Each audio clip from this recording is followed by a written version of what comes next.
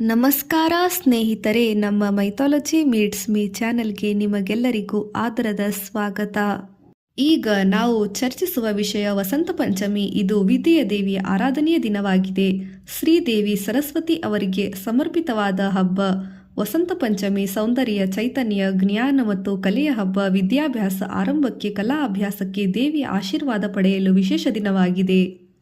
ಪೌರಾಣಿಕ ಕತೆ. ಪುರಾಣಗಳಲ್ಲಿ ಹೇಳುವಂತೆ ಬ್ರಹ್ಮದೇವರು ವಿಶ್ವವನ್ನು ರಚಿಸಿದಾಗ ಜ್ಞಾನಪ್ರದ ದೇವಿ ಸರಸ್ವತಿ ವ್ಯಕ್ತವಾಗಿ ಜ್ಞಾನವನ್ನು ಲೋಕಕ್ಕೆ ನೀಡಿದರು.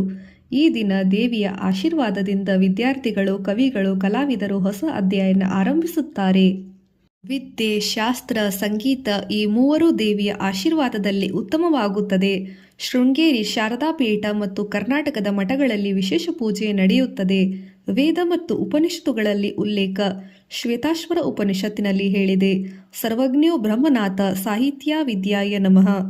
ಅರ್ಥ: ಜ್ಞಾನದಿಂದ ಪರಿಪೂರ್ಣರಾದ ಬ್ರಹ್ಮನಾಥರಿಗೆ ನಮಸ್ಕಾರಗಳು.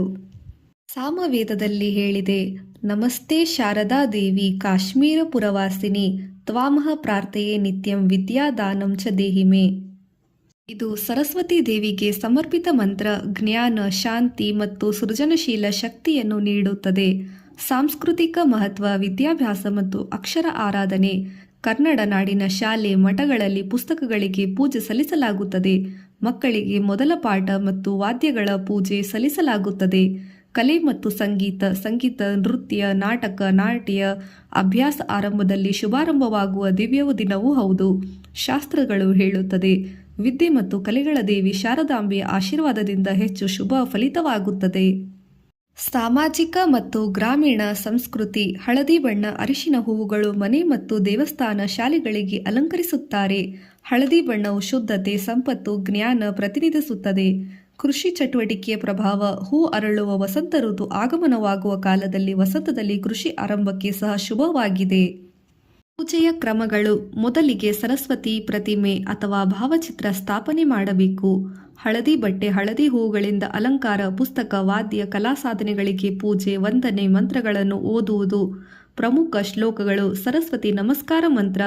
ಓಂ ಐಂ ಹೀಂ ಸರಸ್ವತಿ ನಮಃ. ಅರ್ಥ: ದೇವಿ ಸರಸ್ವತಿ ನಿಮಗೆ ನಮಸ್ಕಾರ. ನಿಮ್ಮ ಆಶೀರ್ವಾದದಿಂದ ಜ್ಞಾನ, ಶಕ್ತಿ, ಸೃಜನಶೀಲತೆ ದೊರಕಲಿ. ಶುದ್ಧತೆ ಮತ್ತು ಜ್ಞಾನಶೋಕ್ಲ. ಯಾ ಕುಂದೇ ಶಾರದಾ. ಅರ್ಥ: ಅರಿಶಿನ ಹೂವಿನಿಂದ ಶುದ್ಧ ಚಂದ್ರಬಿಂಬದಂತೆ ಶೀತಳವಾದ ದೇವಿ ಸೇವೆಗೆ, ಚರಣಕಮಲಗಳಿಗೆ ನಮಸ್ಕಾರ. ವೇದ ಉಲ್ಲೇಖ. ವಿದ್ಯಾಭ್ಯಾಸದಲ್ಲಿ ಶುಭ ಕೋರುತ್ತಾ ಓಂ ಬ್ರಹ್ಮವಿದ್ಯೆ ಪ್ರತಿಷ್ಠಿತ ಜಯಮಾಯ ಭವತು. ಅರ್ಥ: ಬ್ರಹ್ಮವಿದ್ಯೆ ಸ್ಥಾಪನೆಯಾಗಲಿ, ಯಶಸ್ಸು ದೊರಕಲಿ. ವಿದ್ಯಾರ್ಥಿಗಳ ಆಚರಣೆ. ಶಾಲಾ ಮಕ್ಕಳು ಪುಸ್ತಕ, ಪೆನ್ಸಿಲ್ ಪೂಜಿಸುತ್ತಾರೆ. ಹಿರಿಯರು ಸಾಹಿತ್ಯ, ಸಂಗೀತ ಅಭ್ಯಾಸ ಗುರುಗಳಿಂದ ಪಡೆಯುತ್ತಾರೆ. ಸಾರಾಂಶ. ಸಾಂಸ್ಕೃತಿಕ ಪ್ರಭಾವ. ವಸಂತ ಪಂಚಮಿ ವಿದ್ಯೆ, ಕಲಾ, ಜ್ಞಾನ, ಅಭ್ಯಾಸ, ಸೃಜನಶೀಲತೆಗೆ ಮುನ್ನುಡಿಯಾಗಿದೆ. ಕನ್ನಡ ನಾಡಿನ ಶತಮಾನಗಳಲ್ಲಿ ಆಚರಣೆಯು ಜಾರಿಯಲ್ಲಿದೆ. ಕನ್ನಡ ನಾಡಿನಲ್ಲಿ ಅಲ್ಲದೆ ಮುಂತಾದ ಪ್ರದೇಶಗಳಲ್ಲಿಯೂ ಜಾರಿಯಲ್ಲಿದೆ. ಸಮುದಾಯದ, ಕುಟುಂಬ, ವಿದ್ಯಾರ್ಥಿ ಜೀವನಕ್ಕೆ ಶ್ರದ್ಧೆ ಮತ್ತು ಪ್ರೇರಣಾದಾಯಕವಾಗಿದೆ. ನಮ್ಮ ವಸಂತ ಪಂಚಮಿ ಹಬ್ಬ ಎಲ್ಲರಿಗೂ ಶುಭವಾಗಲಿ. ಧನ್ಯವಾದಗಳು.